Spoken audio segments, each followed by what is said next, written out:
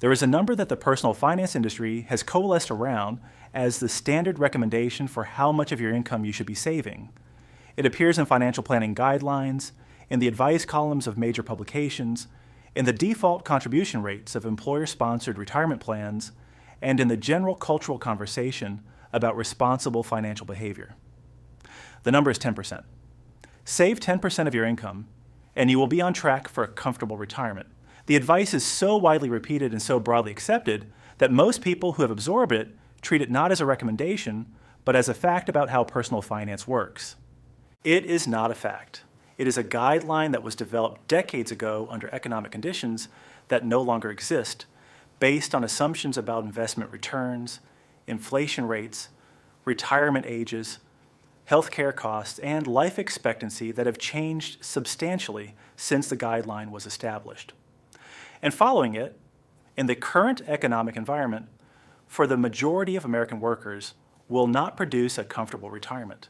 It will produce a retirement that is financially precarious in ways that will only become fully visible after the opportunity to change the outcome has passed. This is not a pessimistic message. The savings rate that the current evidence supports, the rate that gives a typical American worker a realistic chance of reaching financial independence within a reasonable time frame, is achievable for most people who approach it deliberately. But it is not 10%. And understanding why the standard advice falls short and what the research actually supports is the beginning of making the changes that produce meaningfully different outcomes. Let us start with where the 10% guideline came from, because understanding its origins is essential to evaluating its current validity. The 10% savings rate guideline emerged from financial planning research conducted primarily in the 1970s and 1980s. The research used historical data on investment returns, inflation, and retirement spending patterns to model what savings rate would be sufficient to accumulate enough wealth to sustain a comfortable retirement over a typical retirement period. The models that produced the 10% figure assumed investment returns that reflected the historical average of the period being studied, inflation rates that were relatively predictable within a range that was understood at the time, retirement ages that clustered around 65, retirement periods of approximately 15 to 20 years based on the life expectancy data available at the time, and healthcare costs in retirement that were a manageable fraction of total retirement spending. Each of these assumptions has changed substantially in the decades since the guideline was established. Life expectancy has increased significantly, meaning the retirement period that a savings strategy needs to fund is now frequently 25 to 35 years, rather than 15 to 20. Healthcare costs in retirement have grown dramatically faster than overall inflation, and they represent a substantially larger share of retirement spending than they did when the 10% guideline was developed. The investment return assumptions that supported the 10% guideline were based on historical data that included decades of unusually favorable returns for both equities and fixed income, and the forward-looking return expectations for both asset classes are lower today than the historical averages used in the original models. The practical implication of these changed assumptions is that 10% of income saved over a typical working career no longer produces the retirement security that the guideline was designed to produce when it was established. The math has changed because the underlying realities have changed. The guideline has not kept pace with those changes. So what does the current evidence support? Research conducted over the past decade by financial planners, retirement economists, and behavioral finance researchers has converged on a range that is substantially higher than 10%.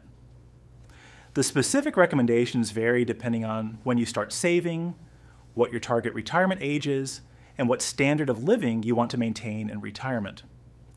But the general conclusion of the research is that a savings rate of 20 to 30% of gross income maintained consistently over a working career that begins in the mid-20s or earlier is the range that gives most American workers a realistic chance of achieving financial independence in their 60s without depending on Social Security as their primary income source. This conclusion aligns with the empirical evidence from a community of people who have actually achieved financial independence at relatively early ages. The financial independence and early retirement community which has been studied by researchers and financial journalists over the past decade, has produced a remarkably consistent finding about what savings rate produces the outcomes its members have achieved. The average savings rate among people who have achieved financial independence in their 40s or 50s is approximately 40 to 60% of income, maintained over a period of 10 to 20 years. The people who have achieved the most dramatic early retirement outcomes, meaning financial independence in their 30s, have typically saved at rates above 60% during their peak earning years. These are extreme cases that are not realistic or even desirable for most people. The point is not that everyone should save 60% of their income. The point is that the savings rates that actually produce transformative financial outcomes are dramatically higher than the 10% that has been normalized by mainstream financial advice. 20 to 30% is a meaningful target for most people and a significantly better predictor of adequate retirement security than 10%, given the current environment of longer retirements, higher healthcare costs, and lower forward-looking investment returns. Now let us address the objection that most people raise immediately when they hear a savings rate recommendation of 20 to 30%. The objection is that 20 to 30% of income is not possible given the cost of living, the debt obligations, and the income constraints that characterize the financial reality of most American households. This objection is real for some households.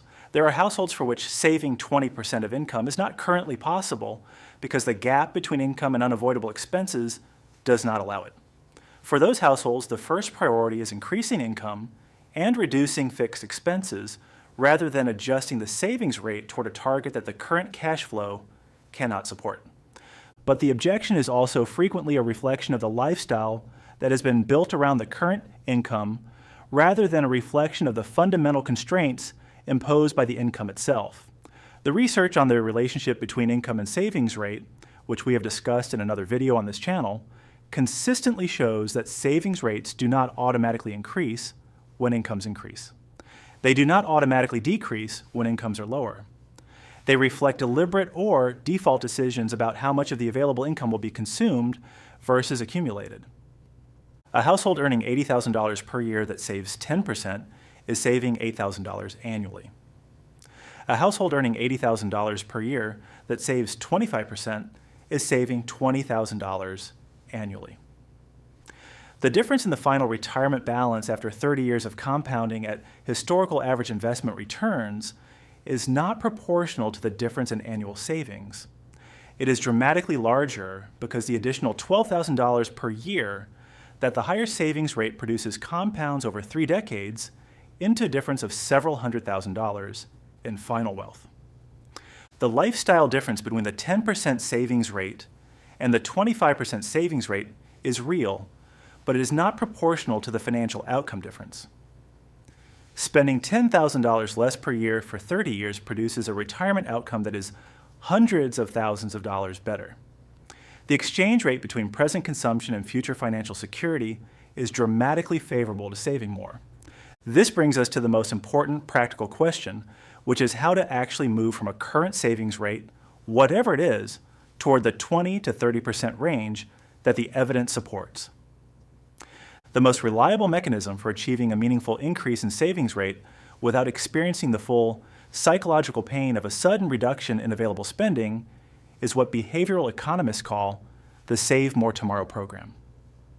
This approach, developed by researchers Shlomo Ben-Artzi and Richard Thaler, involves committing in advance to directing a portion of future income increases towards savings rather than toward lifestyle expansion. The mechanism works with the psychological grain of human financial behavior rather than against it. It does not require anyone to reduce their current spending, which triggers the loss aversion that makes savings rate increases psychologically difficult to sustain. It requires only a commitment to not fully absorbing future income increases into the lifestyle, which is a psychologically less costly commitment because it involves foregoing a future gain rather than experiencing a present loss. In practice, this might look like a commitment to direct half of every pay increase toward additional retirement contributions and the other half toward whatever spending priorities are most important at the time of the increase. Over several years of modest income growth, this commitment can move a savings rate from 10% to 20 or 25%, without the household ever experiencing a reduction in its absolute spending level. The lifestyle does not shrink. Its growth is simply constrained to a rate that leaves room for the savings rate to grow alongside it. The second mechanism is the identification and elimination of high-cost, low-satisfaction spending. Every household has spending categories where the money going out is not producing meaningful satisfaction or well-being relative to its cost. Subscriptions that are barely used. Dining patterns that are driven by convenience rather than genuine enjoyment. Recurring purchases that have become automatic rather than deliberate. Insurance coverage that is redundant or overpriced relative to the risk it covers. These categories, identified through a careful and honest audit of actual spending patterns, frequently yield meaningful reductions in monthly spending that can be redirected towards savings without any reduction in genuine well-being.